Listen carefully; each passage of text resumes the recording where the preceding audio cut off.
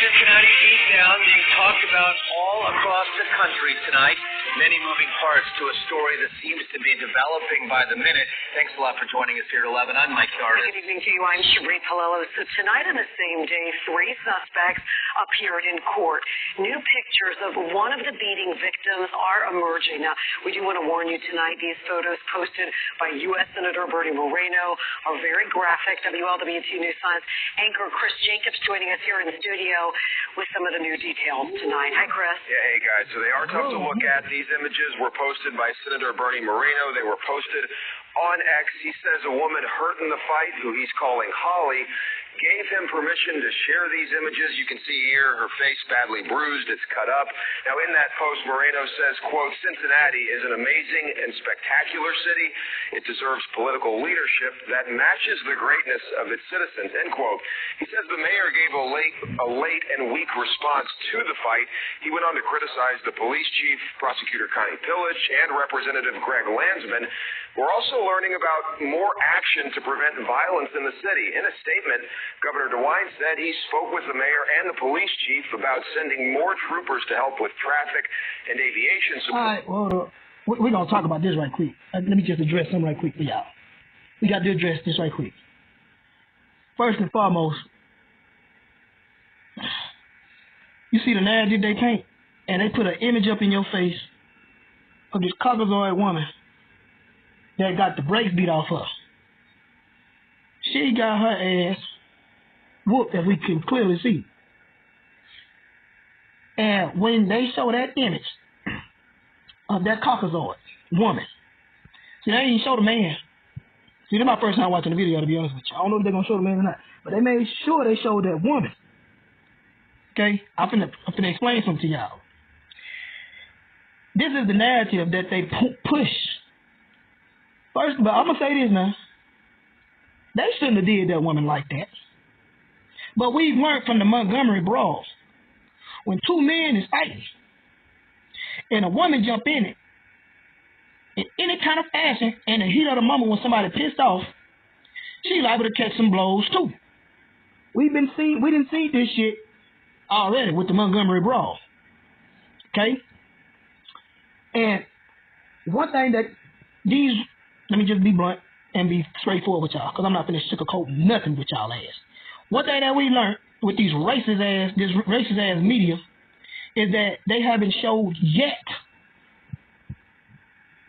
how, they haven't shown nor talked about how this Russian Caucasoid initiated the altercation. He clearly slapped this indigenous so-called black man. And when you put your hands on somebody, you don't get to dictate what's going to happen to you. You don't get to dictate the outcome of. You can't say, hey, I slap you. Can we leave it at that? This shit don't work like that. See what I'm saying? You can't say, hey, I'll slap you. No, your ass lucky you ain't get shot. Because a slap in the face is like the ultimate disrespect. A slap in the face is first cousin. It's first cousin to a spit in the face. Okay, so you don't hear them talking about that shit, but they put the image of this Caucasoid after she done got her ass whooped so that they can overwhelm you with, they argue with that, like, oh wow, make you forget about anything that other that led up to it. See what I'm saying? They pull on your heartstrings. That's what they do. Anyway, let's keep it pushing.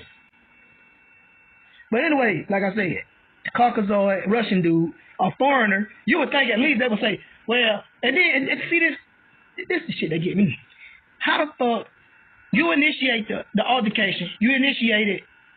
You initiate it with a slap, but your ass don't get arrested. You the one started the shit. And then play victim. Then you already know us so-called black people.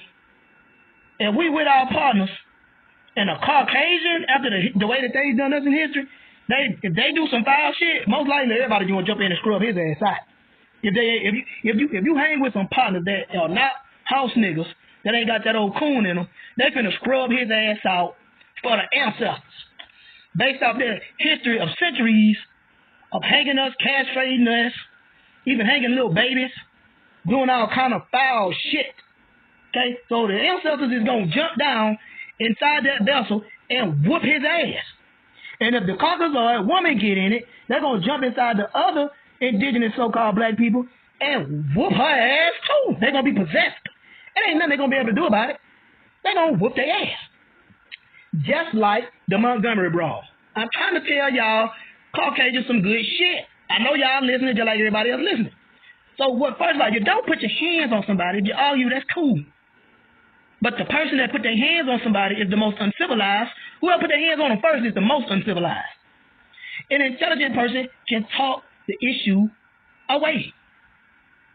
But clearly we see that this foreigner, he ain't even a citizen. You would think that, see, America's so fucking racist, they don't even care that this guy was a foreigner.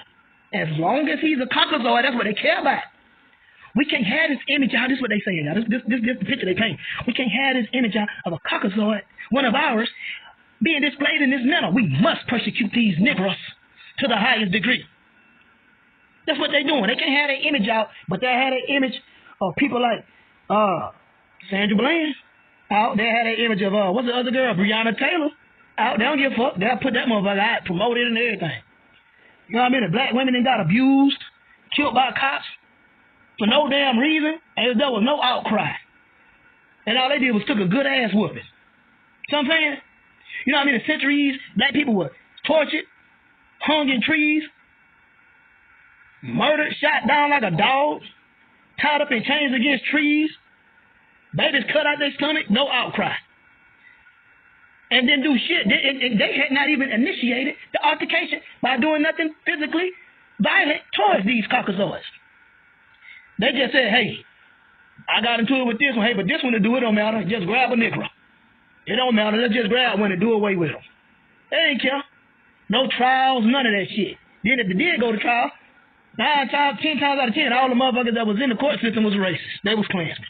So you automatically was about to be railroaded and persecuted to the highest degree.